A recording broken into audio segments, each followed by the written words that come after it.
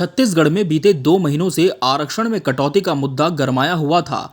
जब से Bilaspur high court का आदेश आया था कि प्रदेश में 58% की जगह अब 50% आरक्षण दिया जाए, ऐसे में आदिवासियों के आरक्षण कोटे में कटौती हो गई थी। लगातार सर्व आदिवासी समाज धरना आंदोलन कर रहा था और सरकार पर अपनी मांगे मनवाने का दबाव बना रहा था।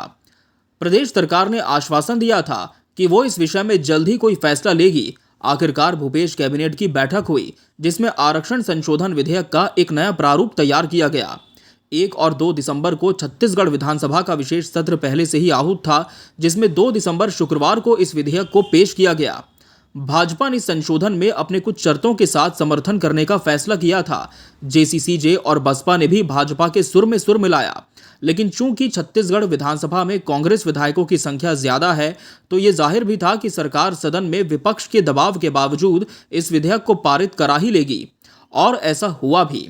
छत्तीसगढ़ विधानसभा से प्रदेश सरकार ने अनुसूचित जाति, अनुसूचित जनजाति, अन्य पिछड़ा वर्ग और सामान्य वर्ग के गरीबों को आरक्षण देने वाले 2 नए विधेयकों को सर्वसम्मति से पारित कर दिया है।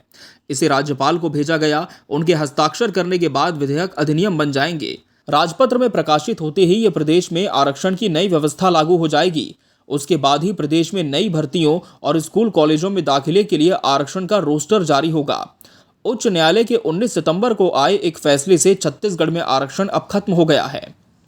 छत्तीसगढ़ विधानसभा की कार्यवाही खत्म होने के बाद विधेयकों को तुरंत राजभवन पहुंचाने की कार्रवाई शुरू हुई।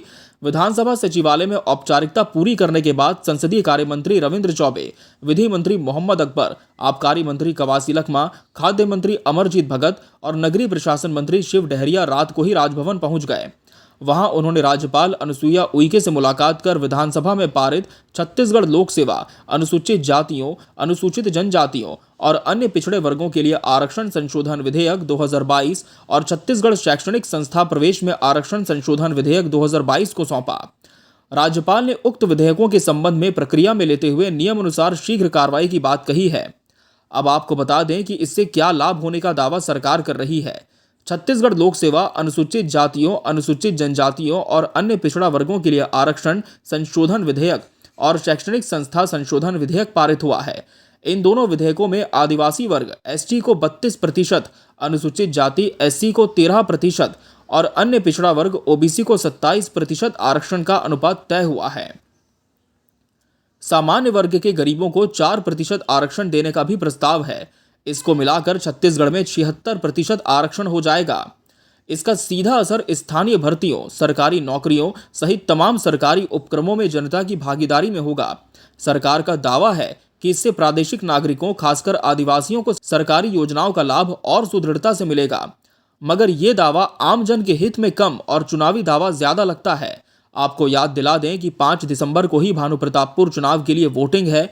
ये क्षेत्र आदिवासी बाहुल्य है। निर्णायक वोटर आदिवासी समुदाय से ही आते हैं। ऐसे में वोटिंग से ठीक 2 दिन पहले इस विधेयक को पारित करा लेना, क्या आप इसे राजनीतिक एजेंडा नहीं मानते? खासकर तब जब ये मामला चुनाव में पूरी तरह से गरमाया हुआ था और बीजेपी ने कहा था कि अगर आरक्षण पर सरकार विशेष सत्र आहूत कर रही है तो इसे चुनाव के बाद करें। लेकिन सरकार ने चुनाव के पहले ही राज्यपाल को इसकी अनुशंसा भेज दी और स्वीकृति भी उन्हें मिल गई। क्या आप मानते हैं कि इस आरक्षण संशोधन विधेयक के आने से प्रदेश की जनता को जमीनी स्तर पर वास्तव में लाभ होगा, या फिर ये एक राजनीतिक मसला है जिसका सीधा असर भानुप्रतापपुर चुनाव और 2023 के विधानसभा चुनाव में होगा? इस विषय पर आपकी क्या राय है? अपनी बात हमें कमेंट बॉक्स में जरूर बताएं। बने रहिए फोर्थ आई न्यूज के साथ। नमस्कार।